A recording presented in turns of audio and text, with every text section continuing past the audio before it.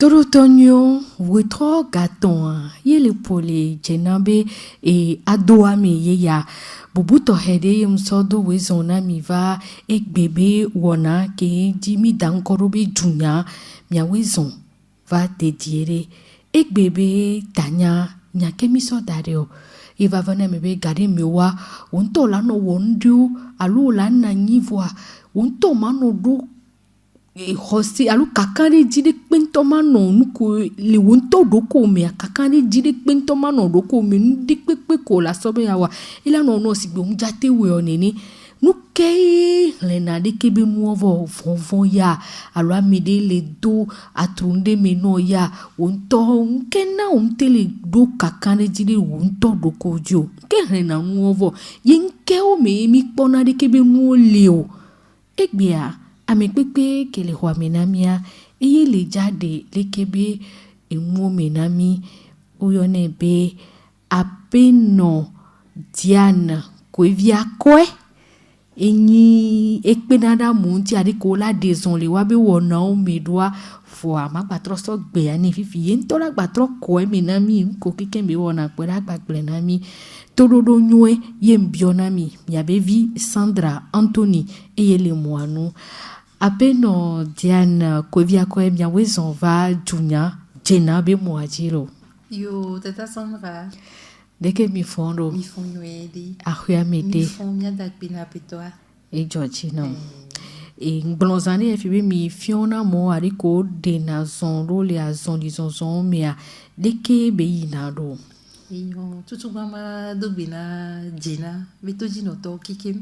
e mi biowe mau to honwa ento ne kansia mesia me va gbe mi ki obe kankan ji ba so mesia me sibe ki va ni kwanjia ele bodenu e le kebe bo ke nu ele ya e la pelu enti e la drando la dezon la pom ko be yilo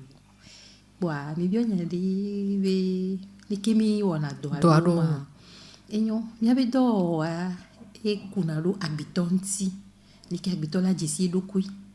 ke la wo be la nya be e ya la te wo kudu ya e mati wo wa ke la wo be ba do jesi ta do jinu ke yi to hunwa o do ba gbeji so ba ni wanji wa no monje wanti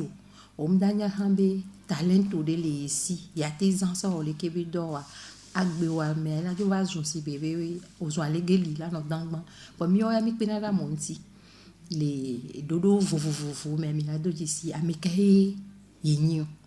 nana kele si o le ke la te zendo akpo dagbe wa do ke yimi one wa enyo apeno Diane mi dagbe na mi ne mi aso yi deke be egbe be tanya dia mi le gbon be na kakandwa medokweji voa deke mi la te de gomeno kakandwa medokweji no be amea kakandwa ji are gomi sese ke mi la te na kakandwa ji o enyo tata Sandra pelo biobe antidoa kentia akala medoko dia eni magpa saflik grande ka ke la agbe amede ba gbe doa na ponko gbe ya tutugma on todo la nyambi e la teninko ba kankala medoko dia ni safle de ke la nambi o la do ejesibe ntete le yenti e la temuo akpodo ntina ebe kuheo alo la akpodo ntina ebe biabiao alo la akpodo ntina enya ke jode yejia ke wo be o mania mekpo la no gbon be atote po be amede pe la te de tole enu ame voa o la te poisi ako doa ke ntia to gono ani ngbon nya ya ame sugbo gbon be o mjo le si o to ma won tini ne o ni mi aspo enwe de le mo be nu ono kike mea e wa gbe to be ko din to be no no nu mi ke fian beleko akpito do la o si be ma wu e so nu wa bla de do mi ami no do jesi ko zona le ye wa wo gbe ami e ma u zena la memi e gula do ko do mi ami to mi abe talento wo mi voa ejia le mi abe o mi ami mu ba do na jesi be mi la tenwi awo nu ya alo awo yo ba va ona si be mi o ami nya meleke o do la pe do mi anti ya so wo ndi wa mi on to mi le borunu bo ameke kan do ko dia ngbon na be nyima temu yo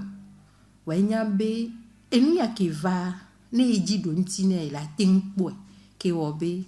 neke ba me ne zonya nyawa ikpona do nti ke ijirana ndo wa awa ngba nyina ebe nyagbe wa bo ho leke mi awedo ba nyon enyo adeke mi de no gome do fia Georgina mvo mi gbolo fifi mi da sindeji fifi jembe na amugbo na bena ojo to ma wuntie ne ne mi na no so do mi ro ko mi be afike mi le da fo lo nke mi le dia ne mi gblea kakaro di ke mi so le gblea go be do la no 20 me na mi ewa tutu amede le fifi a ola te gbolo be ele di be kaflan ya je ajore gomi voa ele gbolo be enu ya keji ja to fia tutu gban ega mo le si ne ya soto enu aju elaju no ro vonvon ni poa vonvon ke be le donner a ena be le didi yebe chance a rekimia ele didi yebe monu popo ke be la te so deson ayi nko a ele didi poto ne ye wan mi agbon ne wa me do le ko gbleze ka bo cho mo la sinyo vani mi ya me agbe fia de nje pompo ne do fia ela de gawan to na fi jen la we le gapo point me fia mi le gba me won le do hose alo kakan de di le wa sibe nko le di la wa ni ni aye be la no ve me na we wa ni mi agbon mi atro va ni mi inu me ba ko na mi nwe de a ejeje mi abe hen me so vi fin me a no la kan lo do koji ko do ma kan lo do koji wa so na funu gbo ola hen ku ngbawo sugbo wu ke obe on to la va do ko le sin kaka po la ko ni be ya onu ya fifia obe itola lo yin la be ngbawo pa o va pla atote aso abo apo pe abo be ni geme to alo yin ogbon be ni wo ya gbo e la we funu abe to ne jiswe won alo me de wa njojo la me di le fife me kokoko ka flan amedo ne wa no yina wa jigbe o va trona megbe que devio sin o va sebe yo ji yo no va der e wona no si bebe yo ni ame ta vuento que wona be o va tina wacha no nkwa me de ke he on le dodo nu ye wa no be te pea be tuine wa devio wani va sin amate mu won lo e wona le si bebe ta vuento eni non ne pepe ke la be ya wa e la zunu gbegble e chan nte hwano ba e won kiki wo me alo amelia kaflan e isukulu e gen sugbo le fife me won era we bo ya yem le bodo nu ne mi agbon ame makado do ko dia e moke o me mi po ne le a wa wo mi le doje si na mi won wa be jo so pe o we won fike inu an to journal ya wa we won lo ke ma o fi o la ko be fife me a mimnya be ya enyi wo kuma o ma o pato nyi na wo e podo me ne de vile le data mnya na be yem data tori kaka be la ngolo kulu pa e wala ko ngba ne janya gbo be banyana ba e won keke me ya le ke be janya lu le ko ho e lu kaka be ba kla zonzon ni on pofu na gbo nyu de do inse o e janyi voa e si bi mia no gbo na be ke de ba yo pona si pe va ne fi ke de via janyi le gbo me o mu le hon la o mu le jaba o nya gbo no vi o le ta o gba le fi be de via de mu le o do de popo la e mu le hon e won keke wa ni nu de ke mi pana lo de vio me de ke fi fe me ke la te wo be e la he mona wa be kankan lo wa do ko ji la gbe e ni va ve menene no do ne be awo no season ke o ngba hia ji la de be egbe kun gbo la dizon wa o te hwana amede o le podo nu me a o so ne do wa do ko ji be aya bio ye hon sa alo ami ko we tro do apo na me o don sen o pa o po na te wa do ko si be le ke mi gba me be ya sa no fifi gamle si o wa e la te gbon be o Tata Sandra nke ji be ma sa nu lo do hini gawa me wa no buleta me no mpo ene nwe do ko la be o gbon nya le pe do insen wa la be o be Sandra nya be ni matin grevisi ni matin butu na nu yo wa e na ye mu haya do jina mo do ke gbon nya le ke be wo do ye fion ba me antom le do kakare ji do ko ji be mkele ji e go la ji e mko ji so me yo la de do go be la vano nene be nya e wa bo ame ado le ya waya ke buta me nya be nu ya ejibe ya wa like la wedo fike la kpo do ntia lu mi ya dava gbonya le pe na me le ya bio ya ho gbe la me ya gbo ye to je mo e won buta me buta we ba konta ke kan ne va gbo enya be na ki da wa e be do nti le gbo e ke be va la bio bi tata Sandra mbe ma salu wa mi abo fli na nu yo na me leki onka pour le moment ni mbe ma to eji anjibe ana me ya leki e ya la signi aso ya so pe na le ko po edo bon on la be nyon we nyon na leki mi la glen kaka pa e na nu awo gbe won ami ki kanado ko eji a le nu agba do gede chan e po na nti dodo ni ba mi ke m kanado do ko eji wa mda to eji chan kaka wa lo ni to eji chan ne kaka ku he mo hen vide va po e vo e de alo le mi abo ba e won kiki wa e na ngule mo mi je me be no la so pon ko gbe ya akan ba me do ko je ni sa fligande ke ni la siwa ko la te dison ba ne mo la siwa e la nyombe atro odo so do kunti ke la wo be agbeto ke gbe do pe be le ma una acha me de pepe ke ye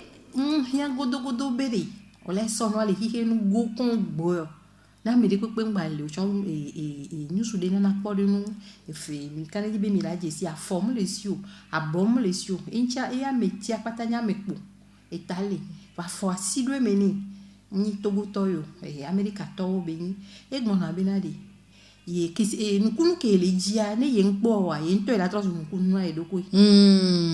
e gon me ye a forme le sio a bom le sio wa nu ke nyanyo de be ma wo e da ye gbanji de e bode nu e le ke be bonu ke kan be to wo nu awo do e me a nde pepe ma te he mo e be la glo ne ye ji le gbo ye nkpo wa kan ye nto la ji le do ko gbo e la po e wan yi kankan le wa me do ko ji be adegbere ke ye o la po me le gbon ba me a forme le sio a bom le sio e jija na forme le mio mi be video si o mi po na be na ni da wondia mi gwa be o la va jani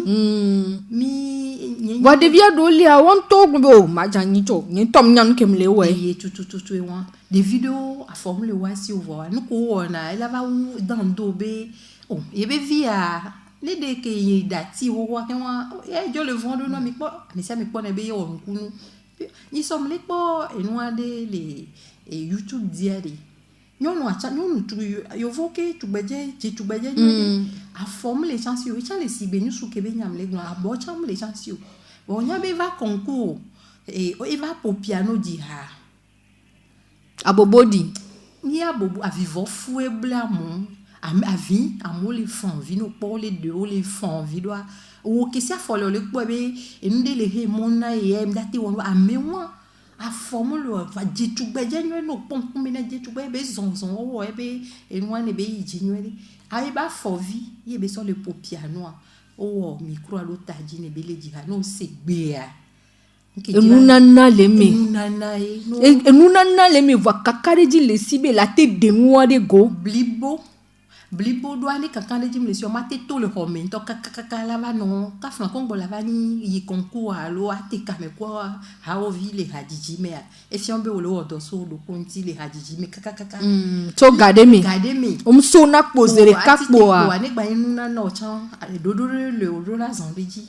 kin pon wa butame do ke zube mi pe na mo ti gado mo wa bojo va na mo wa bode nu wa do na nsi ame ke la na be o la nya be yo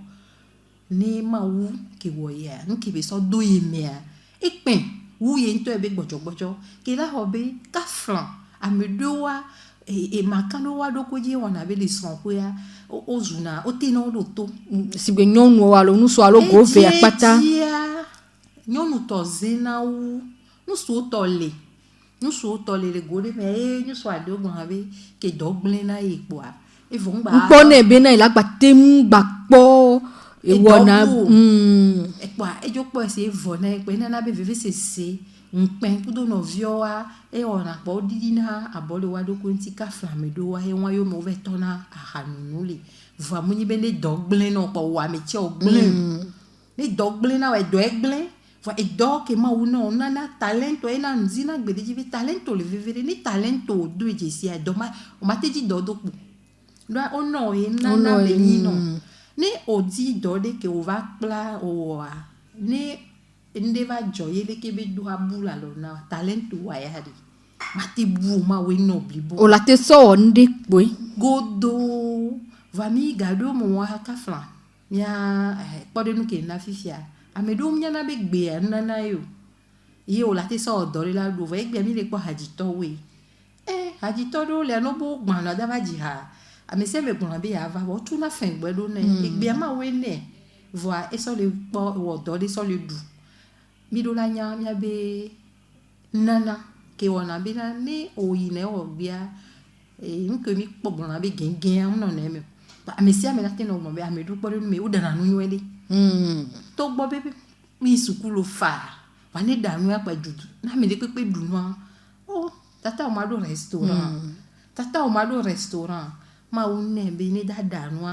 amesi amela danu wa ni ya danu gbe dade kwa amesi ame po ne be do la do restaurant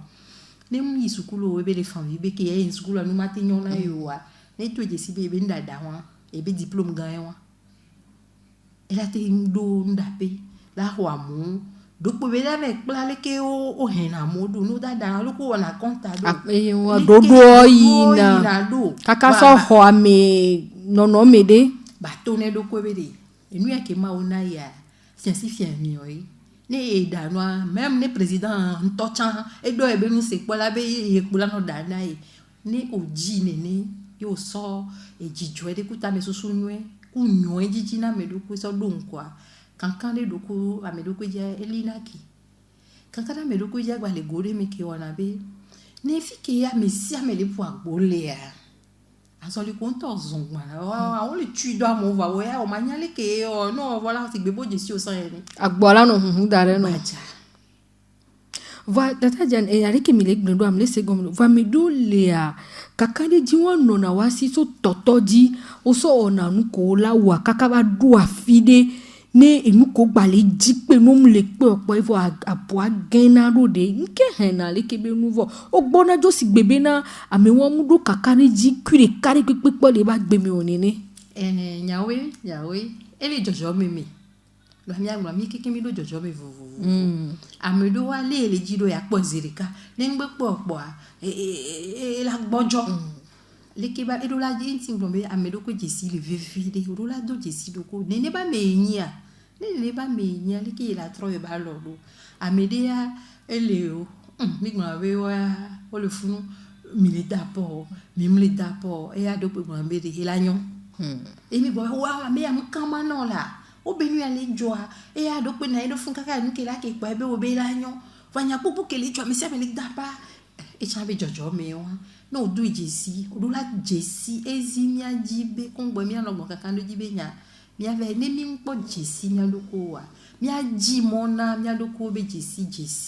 ke la obe ne gbojo won va no jesi doko wa o la nya fike o la yi fiko la po no yo la gba du ewe ame won fi fike de ne e do la do ameleke lenti ame won ne ye gbo la be o no vi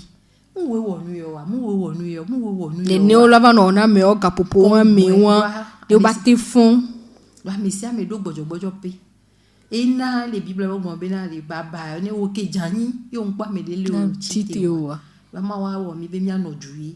ame si ame do la jesi do ko ke o be la no e pupopo de me ke yebe asi hoho la zina ke wo be ne gembe be asi hoho da ba huete ame si ame la ba jikpo la be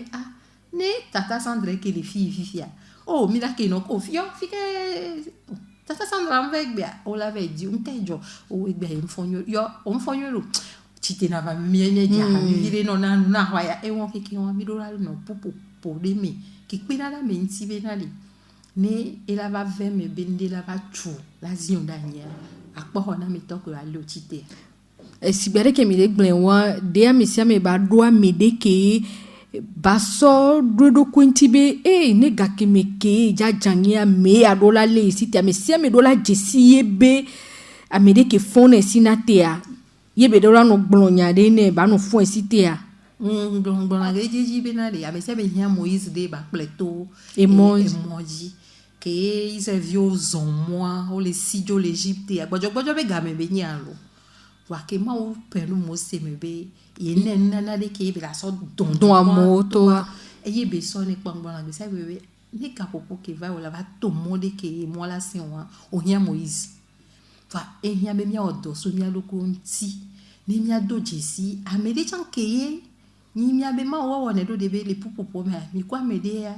mi la no pono se kaba amewa afile pepe kebele ni o sebe gbe ya ina na gbere ya me be na mi ehia na mi be mia do le keba me ni gbo ve nyon e son ko ve dia yin ni tona wa o la po be po meme ya o la no po sin do me be nyon le po meme ni gbo ve nyon be e hon sa ya e hon sa la don sa me la gbo fun be e hon be nya ke e gado mo wa ni ozon mo anwe de gado mo ma on to wa ni la ni hon na le hon sa me be du ya la na be mi la cha voix ni on ve kwa me de pe wa de kafla anya be on to me bele won to la de so on to won to nya hwaga e fi on be wo ya won to la chite la blago ngba ono be amese me kwa me ye nkwa me anya me ma wa cha wa doko ogbogban na ni ehia on to we la nya me ke do na ga wo ja no nko a boa on to anya chite gba ayo ma wo le homi be dodo le vevere ne me le gbo to ye ngo chochi be nyon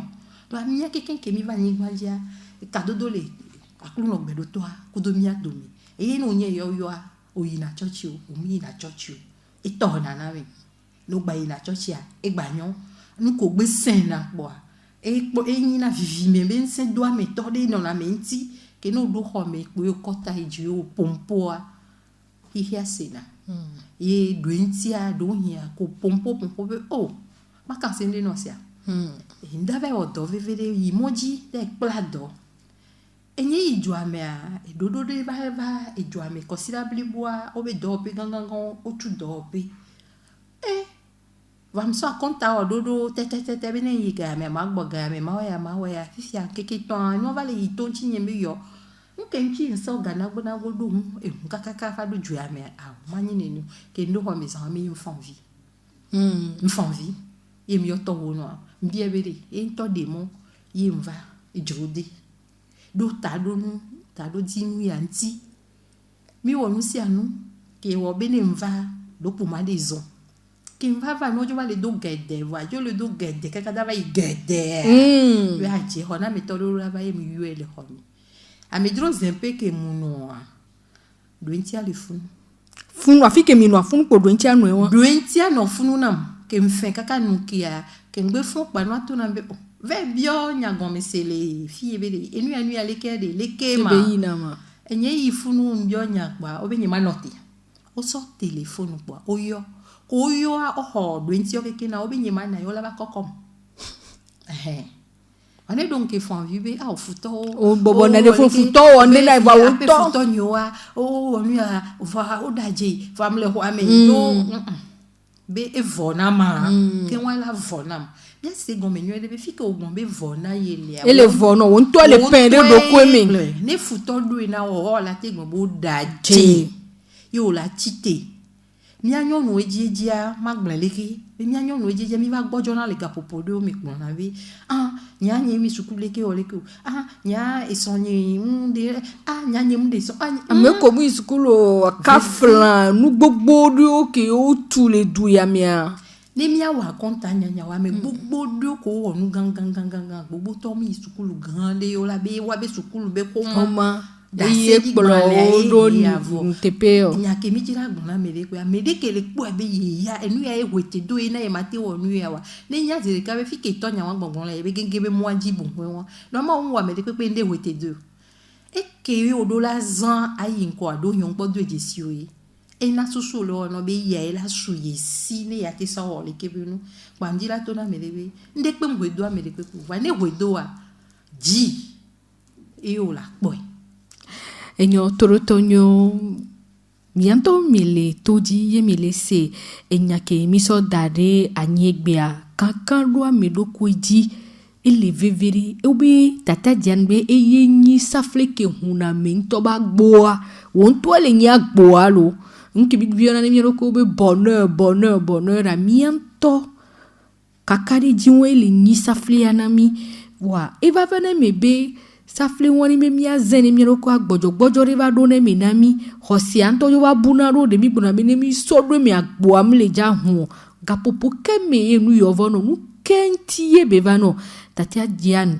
ko via ko e le hoami le de mu gomenami mia troni mia bie fifi be tata Diane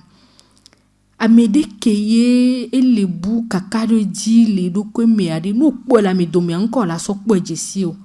nka ni le wo kru o la do ejesi ba meya ebe kakade dia ele bu de o Enyo tata Sandra pero bien anti e je na mi ya me do bi ko na ba me do ya o ve no na kaka ngodo me ye no yo bere no va te pele nko o la be gbede yo anu ngodo me va fifi no va le yo na ojia o ma pompo la te no funka ko sila de ko la no va ya lo o la no wa be sojia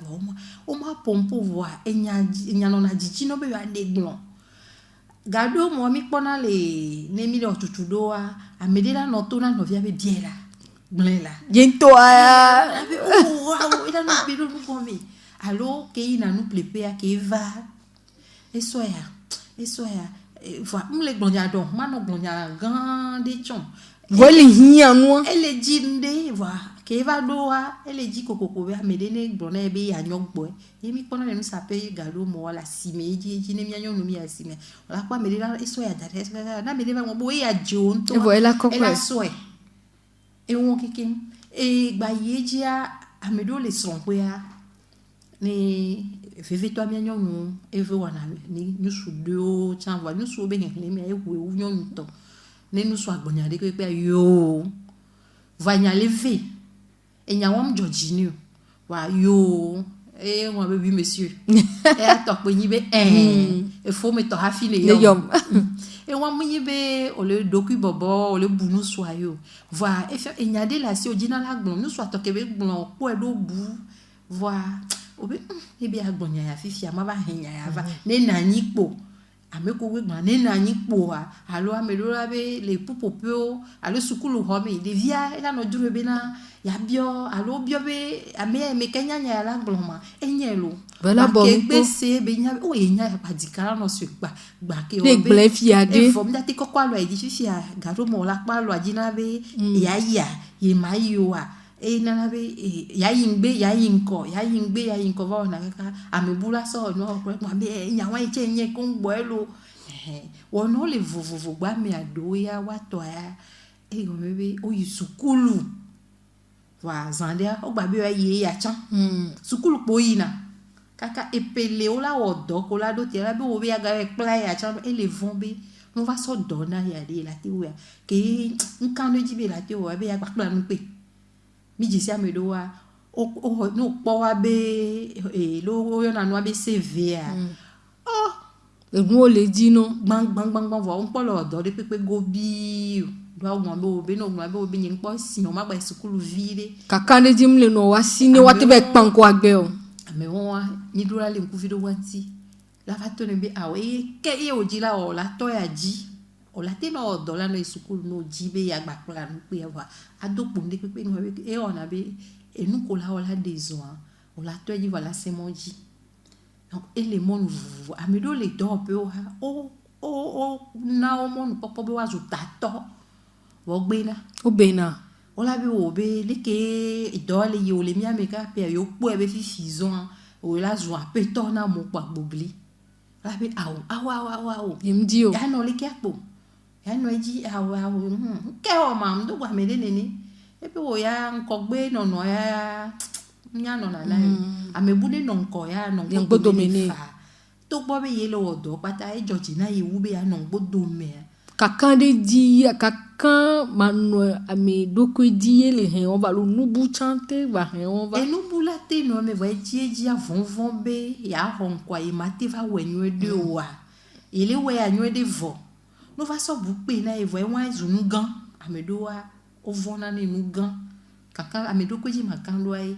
voa o minya le tepe di o le la medo be nu gbongbon do me a o gbon na be e doke me yo le ami ko le do a me a agbe wa ba gbe nono e na be na wa honko na ndu wa yomte nono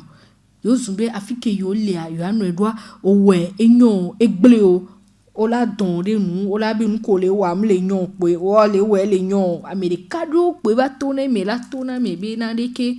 e wan va kpone gari mo be amedo le ele si bebe onyi na mo henu na medio ne wa so wa be kankan de ji do go bi kpone be va na menene chamba melate ni mo henu na mede ni ba de be kankan de ji de go a eya agbiantoa agbiado ebe ya ni mo henu na mesia me mo le pe ji ewe la na egbe mo henu wa ba so mo henu no efa ne menene ye do enti ke ame ogbon na ye won be ame ya leke no yi na do ye po ebe la nyon po ya no ebe soji ele sigbe nyim so nyana mi oro ele sigbe sukulu vi o to ke mi gbon ne fia ezumbe de sukulu vi ade ole a chicha bionya yo odo nyantia ne enyagbegble ogbon efiona be chicha gbon nya honhon na devio ena be devio ozina oroku la nyanya voila no vobe na ni pompo vivia ne eve nyi gbegble toa chicha la gbagbon ela do enu pe la zuye pe fion be ela po telefonu kloe enu kele we a alo enu kebe nya majibe ya dede go ele dodo chon me ne amedo ko na mi ele afio klu tepe vovovo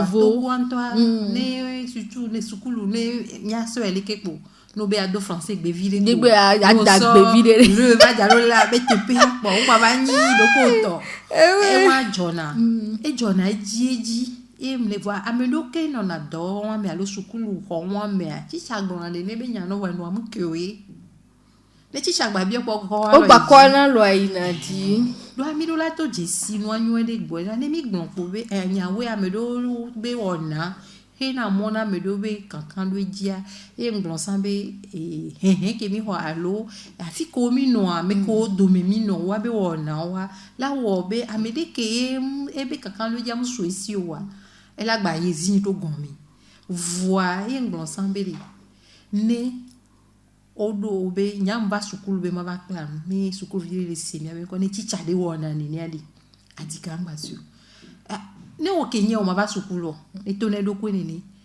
nye ma ke va sukulu e fion be da ba play to mi to egban na ze alo pa ko gban ze de ka po la be ngba ito me ko si ko la ti o kaka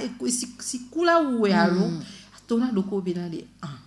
ye chicha nya ame ko ne we no po la koma ne koma de amo la koma egbe no kom so kom ni so pa mo pa de nu lo ka flan lo ne mi ke mi le fifi nya fofo go ke egbe ni mi abe jijwe negbe don koko da mi vide pa mi ko da nu la ya nyigba ne nyi be kankan lo amedo ko ji musu go usi wa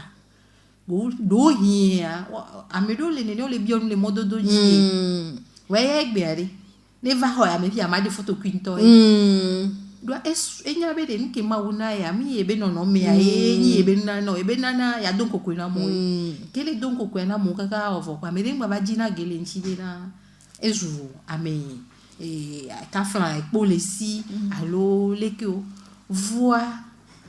ma kan se no lo nyi to abe nyanye alo vi fe me ade mlolo agbolotovi mo butu pa ni mto pa agbolotovi ozuna mneni leke ba onyaru va mai zukulu apo agbolotovi nyemi le ko ke mba do jude pa zo na gboya ni mledi ka ni po amerika videa ela o si bebe o la von vide puis onya ke pa nyanya wa amoko ke gba mpono dona jisi keke kle ye wo bina ke mpodo jisi ambagbon be ami ya mpo ado me ngba me ke matele la zinyo de am le vent ko gbale yi no agbe e kwa e mbala amerika e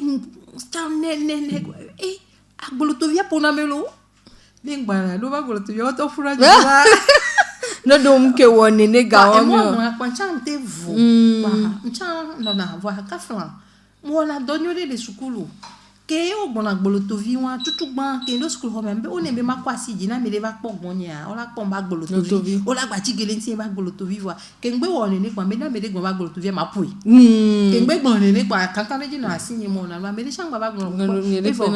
ko via ko ba yo na me o ave ba nyana nu e fa me ko ke jina ge ba agbolotovi o va jina be ma sion yo do azuma agbolotovi ba ge gbon be ba se aje nyanto we la de nya me se me le se ko be na de kankan le dia de iye gbo be la so musu mula fi bude pe ma me le dana on la kan le doko ja lo ma kan le doko ju fi ke yo we po be ele zonzon li de ne ya me domi alo ejibe ya wonde ndegbe le zin do to kwa o la chite la kenu ngbon nde ngba poto le gbele nembe no kenu obio o yoto wonu ale ho me ni chachi o yino fe to na ma obele mu woye ebe sinazo so do na kno gon me ode vo sinazo be ba clean e se nu ke be wula do e mia e be wona le ni na be yim date de do go ari e to ni pere yinti o la ko ba gbogbo ohun na me ke la no jije mi nke mjibe magbanya chenyibe amede keye mule do kakariji do edo kweji oware ameko pro radio ade egbele na mule wantia gbogbo de tata Sandra tutu gbon le si bebe le ko nya ngwe va be ne ame mado pera menti ba des ans inko voa mba le vombe matin we oh e do ya lo mulo oh nyim yisukulu gande oh nyim te efiobe novi ame konti ma pedo la yinkwa ke kakale jim la sinye ma nyemate de taton to chambe ma wodo kaka igbe ma wa radio jena odi alonda dia ele menenia efiobe ame ko tro do ma ke wo hia nananya e wete do wa tro wete do nyento do e jide pepe mda no jomo nyema sisi akpo we ke manyina mede ke ma do nsi amede chan labe oh ni so pe o le fi epo ke tata to nu ya jide ke ena nu ya le ke wa yo chan yo bona be nu ya ma wo so nu ya do yo me voir yo le vont yo va bien severe nke de ke hon la o la ponse va so des hommes e won ke wa ma wo mi le judo e bodo ni nya no no e le glin la menti e le glin le pome anti ne ka flan e vino de la home ye gbesi agbia e a pone be enu ya matin wo ni wo nu ya fifi ade ma va belika e won ele pompo de vieux on le boy ele ocha ele pen de vieux me de vieux me ke le manya me de vieux de vidéo boboto wa non o tenando wa non ti ke eno obe yo ne ifi de ke ya o yo no be bobo ya pompo atwa modo ave e via chan ko to donc on ebe ne va le school pa jo be ya o ke la be mano mama gbo nyema weyo nyematen wo wa ende beni ele kudo sisi amekeda va wena onu maten wo nke bela te gblele amedo ameke ntele do kakane do kwento di oware nke nyi nu gan ke bela te gblele ntio e ona medo kaka o vale na dore ko yona be depression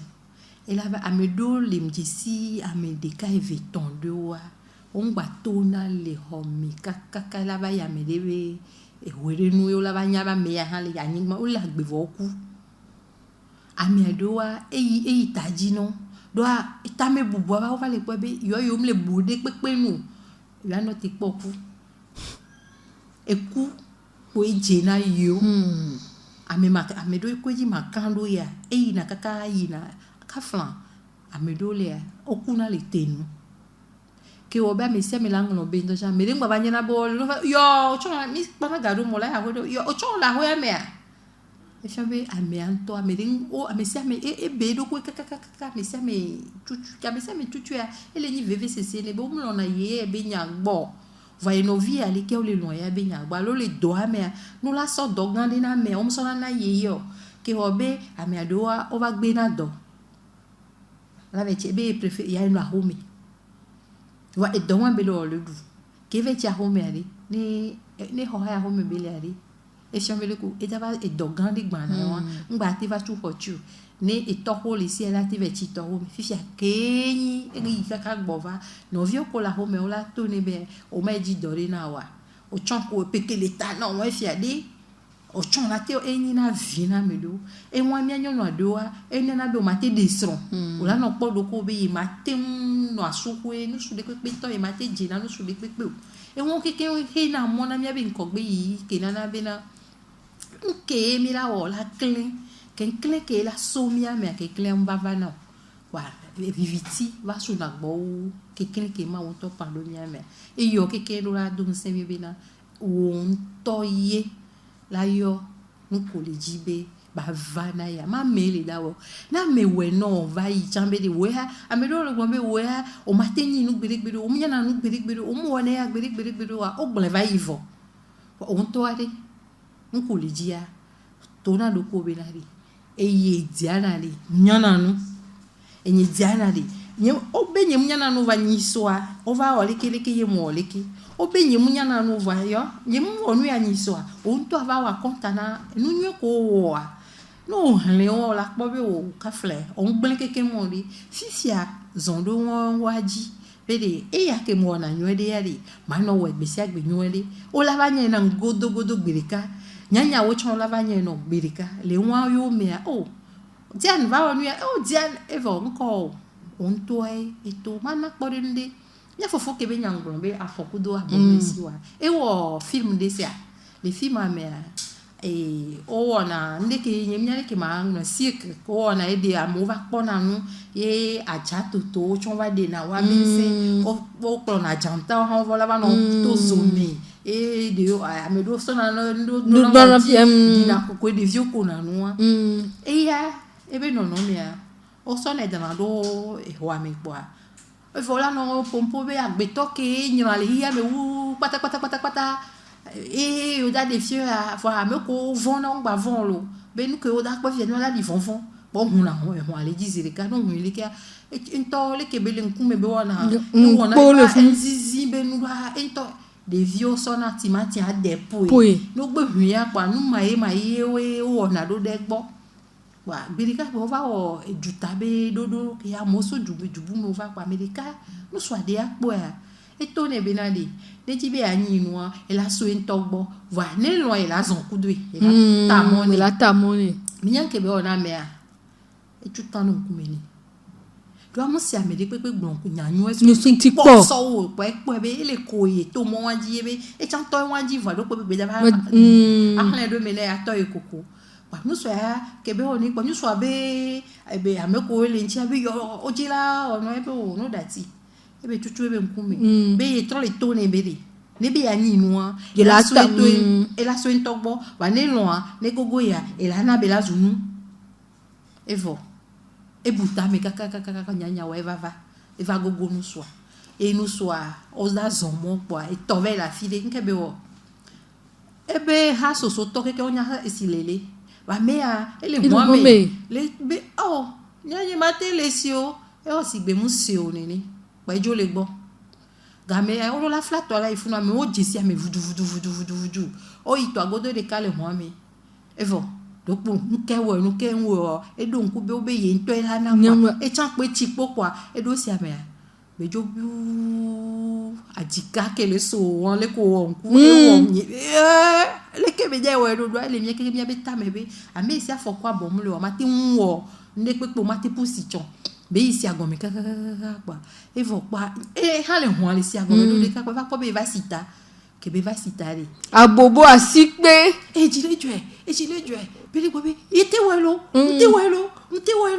ebe wa be va yifun fifi ale mi yanke anu suwa no da onu ke mbo fifi be yo na be si ke wali e ya ne vale e si wa e belena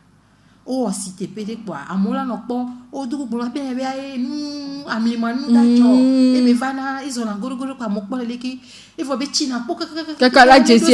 mi se mo leki e la te gbo e fo ne o do ga ne gbo leki abobo dina asipe amese me china te la no po asipe e ye ke o da na chimachi asipe o va le pone nene po be gba poto le wa ke be ta me susu tro de do kwenti be le bode no e trozu jijo ebe nu amede pe gba pona be afoko lo ke me le si o ezu fi po de ba me o le po ebe ameto hedi ame von ame ke gba wu yo to cha yo ya na formule so yo kan ji yo mate o e de fi o be na mo won na ebe nu lo apasa gan le pe we po enya be mo popo le de ka je won be yin tinya e do na dipo na yin to de ka ni nda gbojo garu mo ni nu kwa me ami wa de son egbe e de nyonu ke si afole nyonu je tugba je nyu ni mi YouTube je mi na po o na be nika mbe e de son divi e kuna o we be hun ni e galesi e gbe a nana ke ma oni e be de ku e be le do ku ameti ale a ni pompo na mo ameti ame ho na se ni to no be gbagbo jo wa ni to no be gbagbo jo wa o la kan de ji do ade ojo pa me ya wa for velasi o a make se for vemulo abo me le to no be de gbagbo jo onyama ma wo onu ya na yi onyama opo yele ki a na mo wa pompo na wa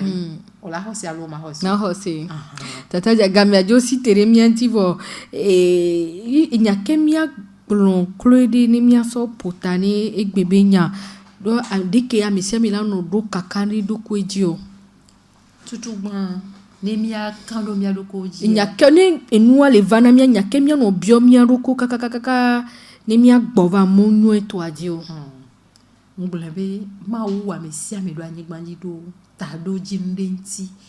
ezimia ji egbe no nya to wasan le asesere o la sono zonto va no mponye wa jimo na nye nko wona kaba ye amesia me pona dona jesibe ko wenyo no ole wa da sia ne gbojogbojo ovari ne ngba ni do ni to ko wona duna ipo to le ho me pa to wa wo ko to wa wo wa enana me agbede do na me ni agbe wa do la me na wa o la ko edo jesibe na a ile borenu fa na me de gba le ho me yebe po ebe iwo pata eglo yivari de pompo ne yo ebe amedo ya ne yo ele ho me ne yo ebe de ele jibe de ya no bode ni ni na e mo nu popo ya no bode ni voa kongo la kan le do ko je fi mo wona nde no mu onde po ma nya ne la te mu ro de e fi obo no tuna ho do ko do ho me to lo ho me do ntiam le ho me no gba no ho me kaka chance tutu nkume ato no to an ko nya wona des ondes di no we america ma wan to la don di akofala de ro la be o nu e ko wari enyon to va me de le di o ma we na sa o ma we ne le keleke ela na be o la ba po be o e so be im le bodo nu va ele bonu tu a me de pepe mu le ke yim le bodo nu lo no le to na lo ko be yim le bonu anya le to no bo daje na me de le to no be o mu le bodo nu wa to na me abe daje voinu onto kande wanjia be la ve me nya po be ne vana wa onto gbo ebe so ye le mu george na wo wa to na lo ko be nu ya kele jwa ye dia ni ngba le jire ke be onu ke mle jia agbenye jia ya nya mle ani gbanji be ma komo be konti ma do mo be ko do jielo enyo akpe na mi lo tata dian akpe na mi de areki mi de mu me na mi do akpe do game a chanta torotonyo je be ni na mi lo